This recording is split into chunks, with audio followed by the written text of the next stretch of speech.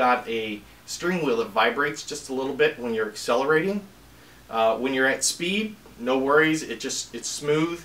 But when you're accelerating, the steering wheel tends to shake just a little bit in your hand. So I did a little bit of research and I found out that there's a real good chance that that is the axle, or the half axle. They're short axles because the engine is transverse. It's mounted sideways in the engine compartment. So what I'm going to do today is I'm going to replace the driver's side axle on our 2005 Toyota Sienna and see if that fixes the problem. If not, I'll probably have to come back and do the passenger side, which I understand is a little bit more difficult. So let's get to it. First step is to go ahead and gather all your tools. So what I did, there's a couple tools I didn't have, and AutoZone has this really cool Loan Tool program. So I needed an axle hub socket, axle nut socket, and they have this whole set, so I don't have to keep running back and forth to the store, and it's 80 bucks. So I give them 80 bucks, and then when I return this, they give me my $80 back, so I don't have to go buy all this stuff, which is really nice if you don't have a big garage and you don't have a lot of tools. Anyway, the one that I'm going to need is the 30 millimeter. That's going to be the big one to get the axle nut off in the very beginning. Alright. The next thing I have here is a ratchet that has a 17 millimeter socket on it. That's going to be used to take off the lower ball joint arm.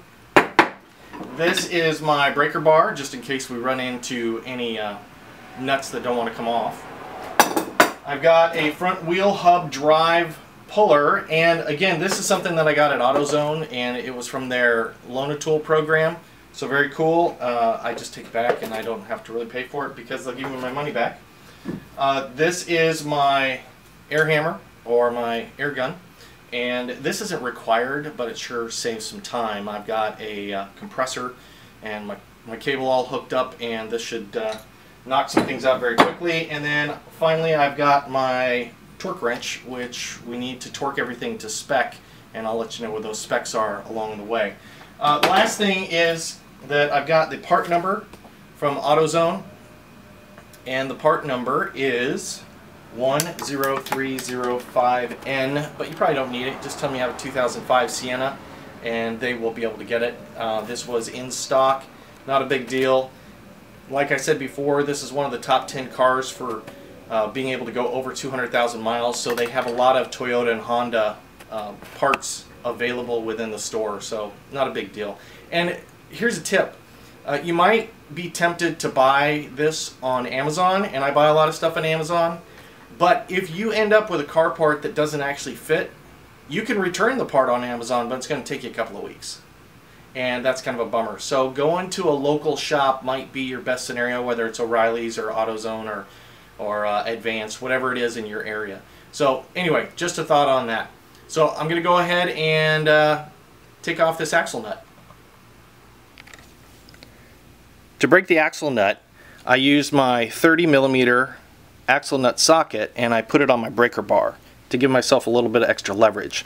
Now there's a flange in here that the axle nut gets crimped down into.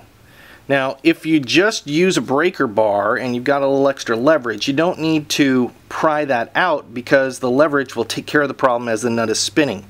So I'm just going to put it on here and I'm going to break this loose, turn it just a bit, there we go, no big deal.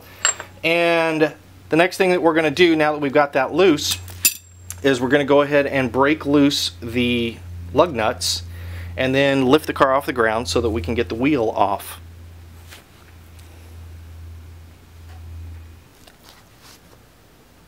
The car's now jacked up. It's on the jack stands. The jack is underneath it as well. The tire has been pulled off, and now we are ready to go ahead and pull the brake assembly off. First thing we have to do is we have to go ahead and finish up taking off this axle nut. And then the next thing we'll do is we will go underneath and we will pull out the 3 bolts that are required to be able to swing the whole brake assembly out.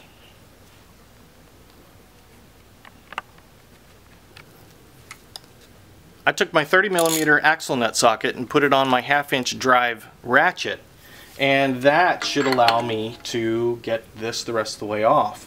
Now it does turn, so I'm going to go ahead and put an old screwdriver in the middle of my rotor so that it creates some tension so I can go ahead and get this off.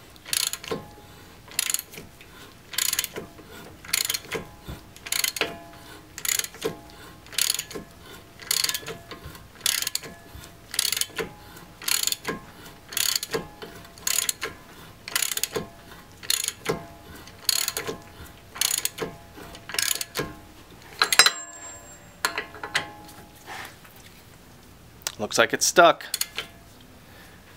Okay, that requires that I have my breaker bar or a little bit more oomph. This is my good friend the iron pipe, and the iron pipe helps me out when I've got situations like this where I can't exactly get something off, and it gives me a little bit more leverage. So let's see how this works. No worries.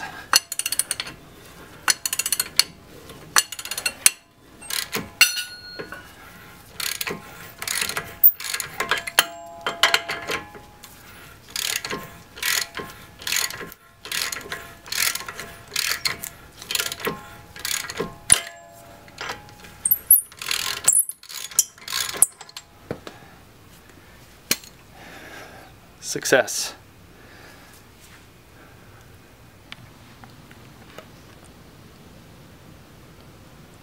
Now that the axle nut's off, what we're going to do is we're going to switch around behind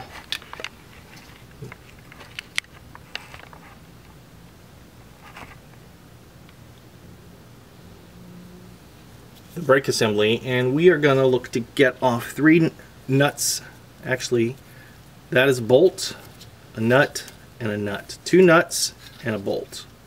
And when this comes off of the lower control arm, it'll allow us to free up the brake assembly and move it out of the way, and we can push the axle through. So that's the goal.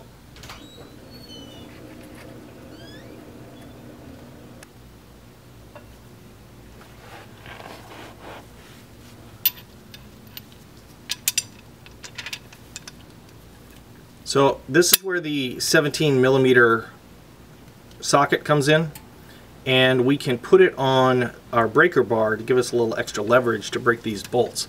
Now, if they don't come off easily, then something you might consider would be to get out some WD-40 or something along those lines that will loosen up these bolts just a bit. So we've got one on.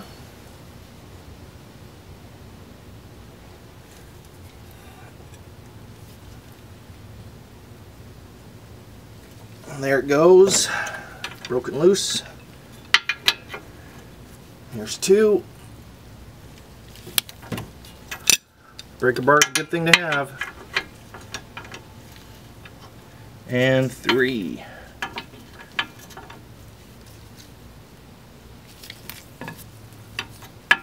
And now that they are broken loose, you can use your air gun or you can use your ratchet to get them off a little quicker.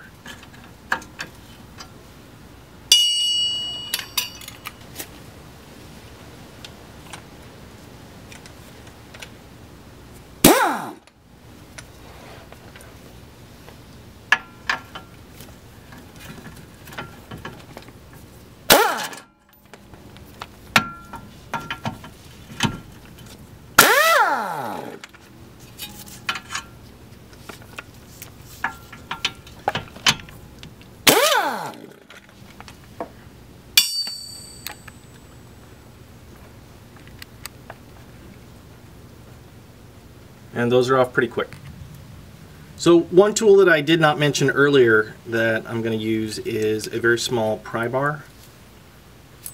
Alright, and all I'm going to do is I'm going to put it in between the ball joint and the control arm and try to get this to break loose.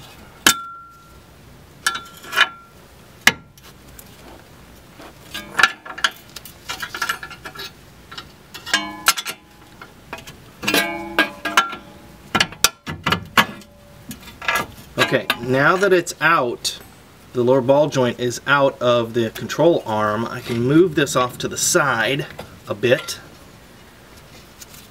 And now the goal is to go ahead and pull the axle out.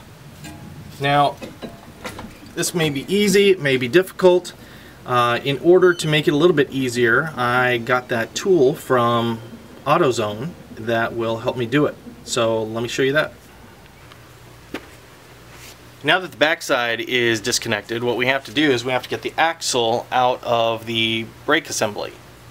Now, you can just push on it a little bit, perhaps, and get it out, but they do make a really cool tool that I mentioned earlier, and it is called the front wheel drive hub puller. Again, this is something that you can rent at AutoZone, and you know, just paying for it initially. It's like you're paying for it, and then you're returning it. My wife does it all the time. So, it actually looks like this. Alright, it's got a couple of places to fit on the studs for the wheels, and then it's got something to attach your ratchet to. So all I'm going to do is put it onto the wheel like this, put a couple of lug nuts on to hold it in place.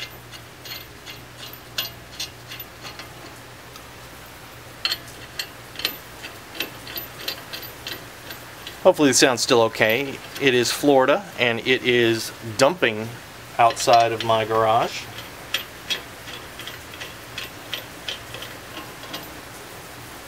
And then all we have to do is find the right size socket to fit on this. Perfect. That is a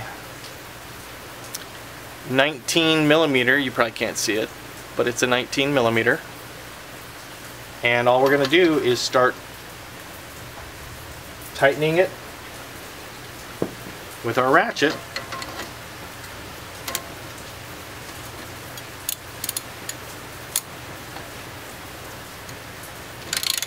Until it pops out. Looks like we might need our screwdriver again so that things don't turn.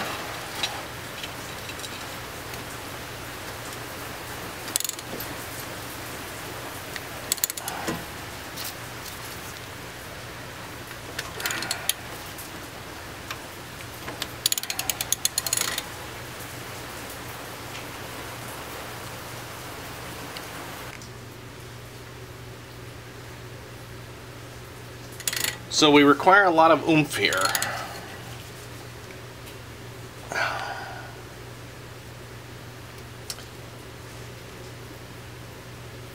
And it might require our breaker bar.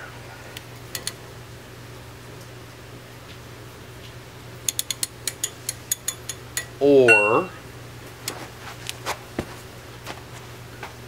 our friend the big pipe.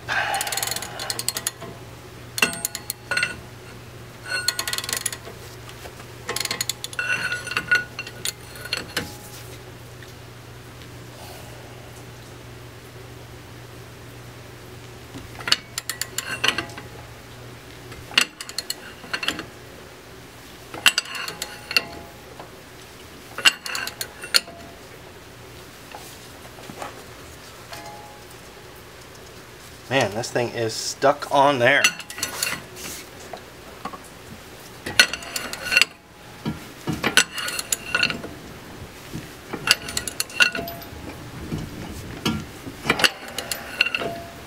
does not want to come out. Just be careful when it does, because it's going to pop. Get some light on the subject. Up. Put our screwdriver on the other side, up against the brake caliper, and continue to push that on out.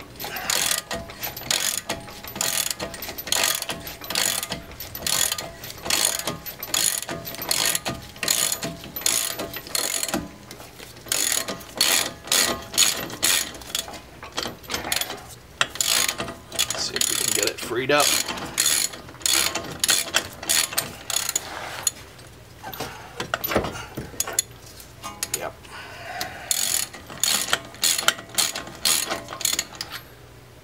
Okay, it's out. I just need to get this off. Puller. And we should be able to swing it free. Swing the brake assembly.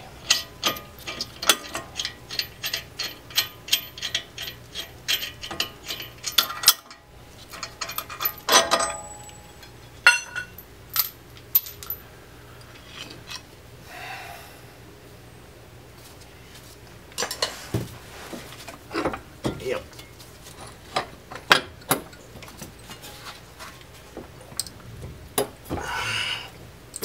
And now the axle is out. I don't know if you can see it down here. See if we can get you there.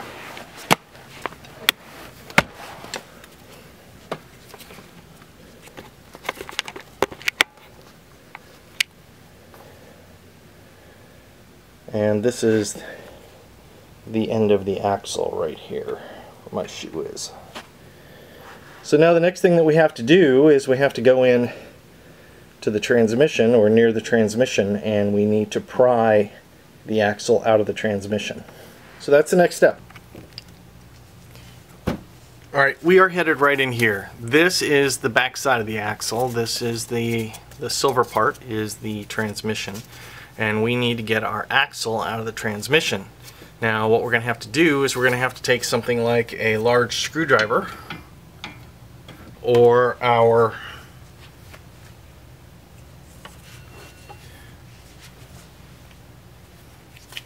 pry bar that we used earlier, and we're going to have to use that to pry the axle out of the transmission. So let's start with the pry bar first.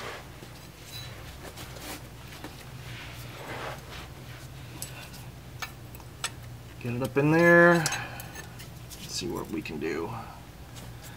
Kind of jostle this around a little bit. I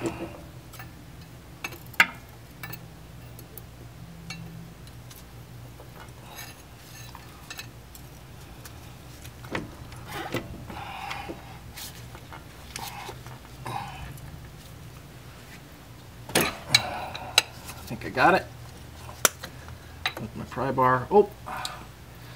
We're leaking. Note to self. Once we get the axle out of the transmission, we're going to lose some transmission fluid. And I did not account for that. So I got a mess to clean up here. But for now, I've got my oil pan underneath. Just try to catch the extra. And remember, you're going to have to put some more transmission fluid in when you get done. So let's continue to go ahead and take this thing out of here.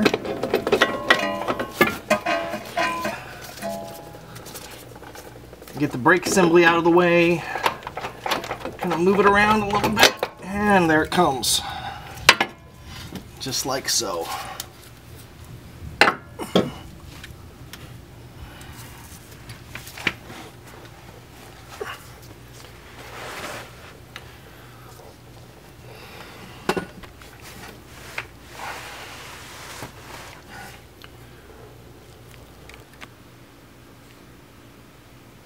Here they are, side by side, old versus new. There's a couple of differences. We have a round cylinder right here versus one that's got some angles on it. We've got a separation in between the two sides on the old version, and the new version does not have that, as you can see. And everything else looks to be pretty much the same. Boots are in good shape. And that's one thing that we're going to have to pay attention to when we're putting the new one back in, as not to tear the boots. Don't want to do that. Alright, so let's get to it, putting the new one back in, and hopefully it won't be too much longer and we can drive this car. So another tip that I heard on YouTube was that when you load this in, there's a little C-clip in here, or a snap ring. And you might want to put a little bit of grease on that so that it stays in place and around the end. And it's a good idea to have the opening of the C in the down position when you load it in. And you put it into the transmission. And that helps it to stay in place, that grease.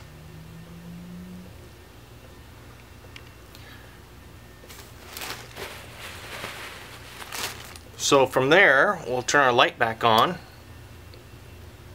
and we will try to load this puppy into the transmission.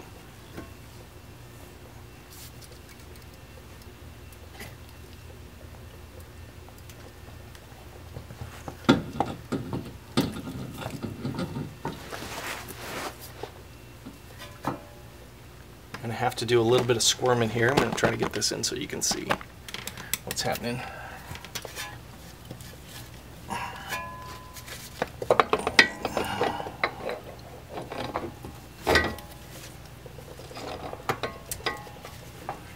And turn it a little bit to get everything to seat in properly.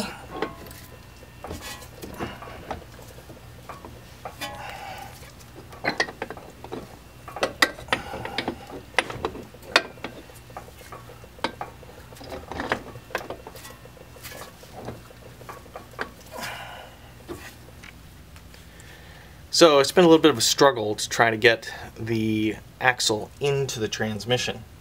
So I looked a little bit at the part that I have here, and this C-ring or snap ring or whatever you want to call it, I did a little bit of feeling around inside the transmission, and what it looks like is that we've got a situation where the ring is a little bit larger than the axle itself.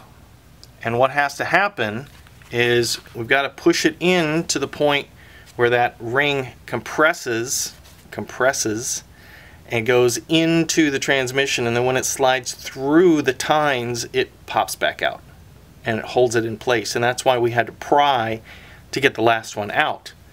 So we're going to give it a shot here and try to get it back in one more time, and hopefully we'll succeed.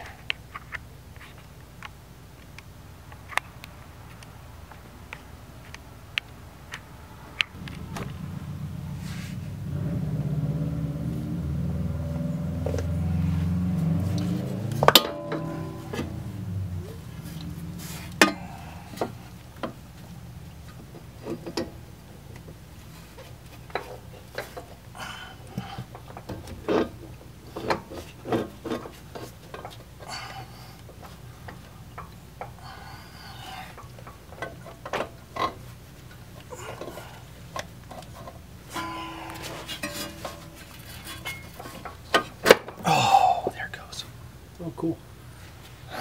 Now you gotta take that back out and film it. All right, it's in. We are glad that it is in. It took a lot of pushing, and now it feels solid in there. So now what we're gonna have to do is hook up the other side to the brake assembly. That's our next task. So now we have to get this spindle from the axle into the back of the assembly. So I did grease up the spindle just a little bit, and hopefully that'll keep it from getting too rusted out. So this is a step in the right direction. The axle spindle is actually inside the wheel, the hub, and the brake apparatus, so that's a good thing. And now what I have to do is I'm going to put this bolt on, and we're going to go ahead and tighten that up just a little bit. And then the next thing that we have to do is underneath, and we have to reconnect those two bolts and the nut underneath the control arm and get everything put back together, and we should be good then. Alright, problem solved. The issue is that the new bolt is not a 30 millimeter like the last one. It's actually a 32 millimeter. Probably can't see that, but that's what it says, 32 millimeter. Fits in there nicely, like so. And that's what we'll use to spin it on.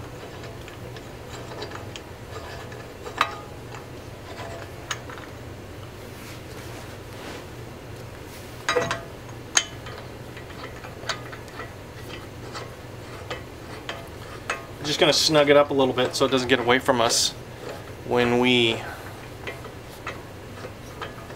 decide to put the whole apparatus back in the control arm.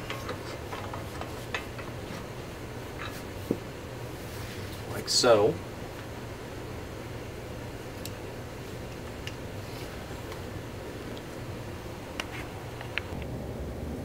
And now the goal is to get these back in these holes right here. So we're gonna have to do a little prying, a little pushing. Hopefully there will be no tears involved. Wow, a lot easier than I expected. Go Toyota. So we'll just put our nuts back on.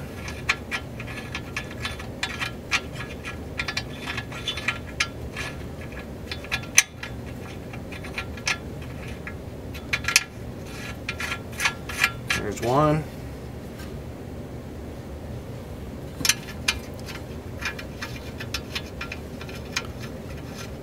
It's number two. And now is time for the bolts. Now the bolt might be the more difficult one, because this is where we have to be able to push the bolt and connect it into this area right here. I don't know if you can see, the lighting is bad. Ah, there's my finger. It has to go into this area right here. So again, shadows are bad. So I've got to get it angled down a little bit.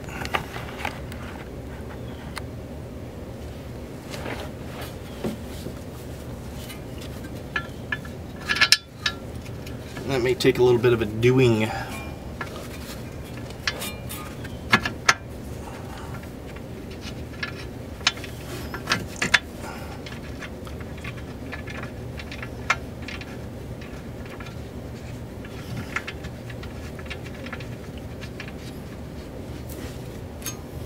Okay, I got it started, and the trick, sorry about my knee there, the trick was actually to push the control arm down, and when you press the control arm down, everything else kind of lined up where it was supposed to be. So that's a good thing.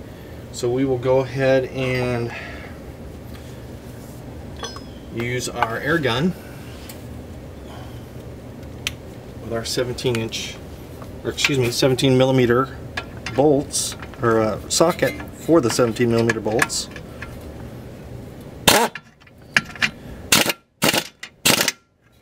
Tightened up.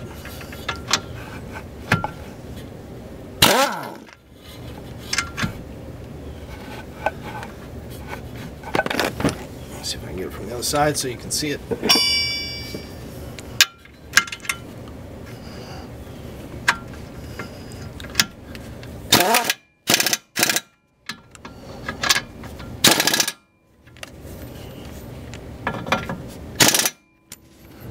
Okay, so those are on there pretty good. It looks like things are moving in the right direction. Now what I need to do is check my torque specs. So according to the interweb, the appropriate torque specs for the lower control arm where the ball joints go is 91 foot-pounds of torque. So I set my torque wrench to that, and it sounds like it has been hit.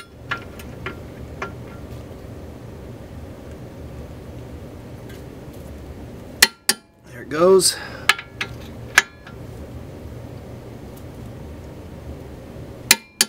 Here we go. One more.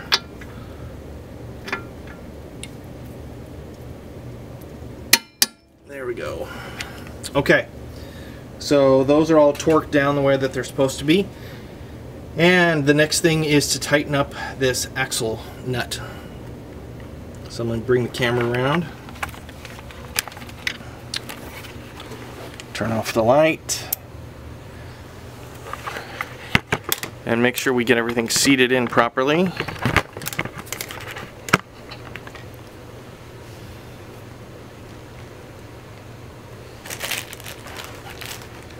And we'll go back to our 32mm and tighten it down.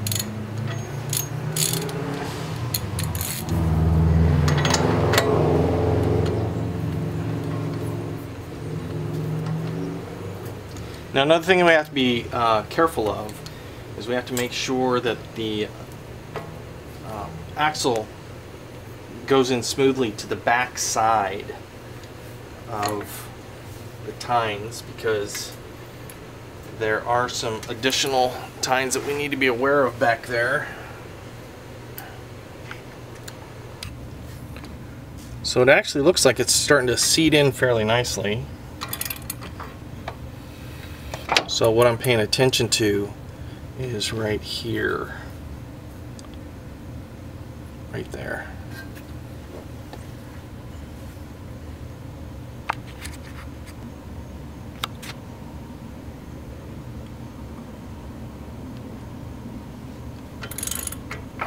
So let's see if it tightens up. I've got my screwdriver on the wrong side.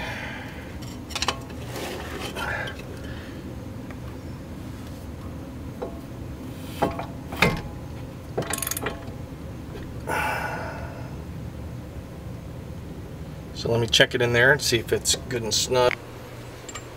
Okay, so the official torque spec for the axle nut is 159 foot-pounds of torque, which is a lot of torque. So I'm going to try to do this while it's on the jack, because if I put the tire back on, the tire sits out enough. I got aluminum tires, or wheels, I mean. The wheel sits out far enough that I can't make the indentation that needs to happen on the flange of the axle nut. So we'll see if we can get it tightened down without it being on the ground, and then we'll go from there.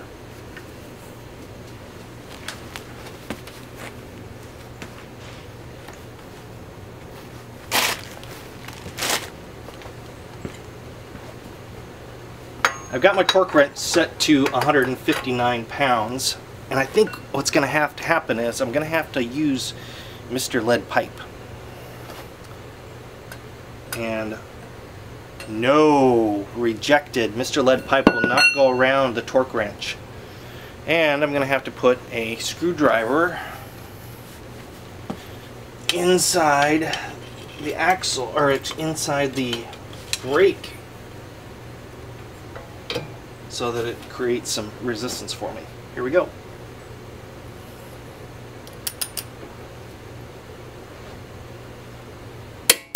There it was. We got it with our torque wrench, and that should do it. So the next thing to do is to put on the tire, and then we'll try to see if we're in action. One other thing I did not do after I torqued down the axle bolt is to make the indentation in the flange, and all this does is it keeps it from backing out. It doesn't have to be pretty, it just needs to do the job. So I'm just using a, what is that, a 1/4 inch drive extension, and using that to pound my notch in, and we should be good. So back goes the tire. That was some pressure on that thing. Yep. Alright, so I think we are good. Now we just need to tighten these lug nuts down just a bit.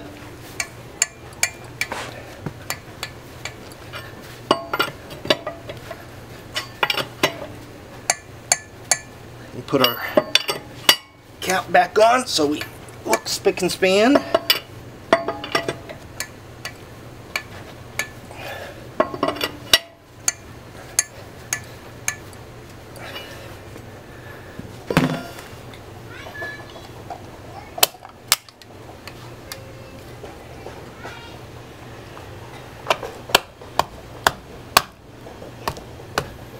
and take it for a ride. Hopefully that fixed it. We'll be back doing the other side, I'm sure. Thanks for